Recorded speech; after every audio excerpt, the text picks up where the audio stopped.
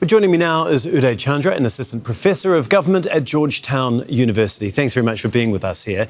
If we could, first of all, start by taking a bit of a step back and if you can give us some context about exactly what we're seeing here, because it seems the nature of any conflict between India and Pakistan is quite different from many other conflicts around the world, because we see this pattern of escalation and then de-escalation, flowing one to the next. Is that what we can expect here, for things to flare up and then both sides to pull back a little bit? I think so. I think once upon a time in the last century, before these countries acquired nuclear weapons, it was possible to go out for all-out war, talk about territorial gains. That's not an issue. At this point, it's all symbolic. It's all feeding a certain kind of nationalist ideology and catering to domestic audiences. So that's why you have skirmishes on the border. You might have airstrikes of the kind that we are having now on both sides. And then, obviously, there's a lot of boastfulness. And also denials. So there's a certain pattern, but it's all rhetorical. It's all discursive. And the idea really is to speak to domestic audiences, but also convey to the international community some notion of strength. But I do agree with your correspondent that there's an escalation that's happened. It's gone beyond the regular border skirmishes, and it's really important to stop the spiral from continuing, because these are nuclear-armed states, after all. Exactly. Just on that, because they are both nuclear armed, it gives a different level to what is happening here. How does that change the considerations for both sides when they both clearly are nuclear armed?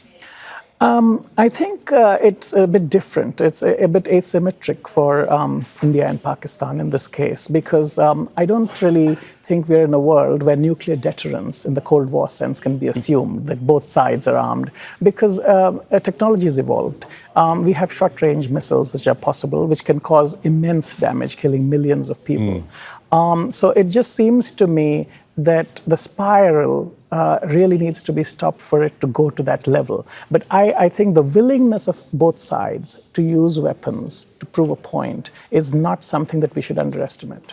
How do we, I guess, see through the fog of war? Like you say, there are so many claims and allegations and denials from both sides that it's really hard to understand exactly what is happening along that line of control. So how do we see through that and see it for what it is? I think, the border skirmishes are pretty much a constant every time tensions are ratcheted up. I think what is different here are the civilians who are being targeted, schools, public places, and major cities and towns in northern India and Pakistan are on red alert. There are blackouts, there are drills that are carrying on, airports are closed. So that's unusual. That hasn't really happened in my lifetime. And that's worrying, because it suggests that the symbolic can quickly spill over to something far more dangerous. Just finally, can you just talk us through the end goal here for both sides? What do they actually want at the end of this? Well, it's clearly not territorial gains, and it's clear that Kashmir's future isn't going to be decided. So all we can really hope for is to satisfy a kind of bloodlust on the Indian side, but also show on the Pakistani side that that Pakistan isn't that weak as people assume. Thank you so much, Uday. We really do appreciate you talking us through what is a very complex proposition that India and Pakistan are facing. Thank you. Thank you. Make sure to subscribe to our channel to get the latest news from Al Jazeera.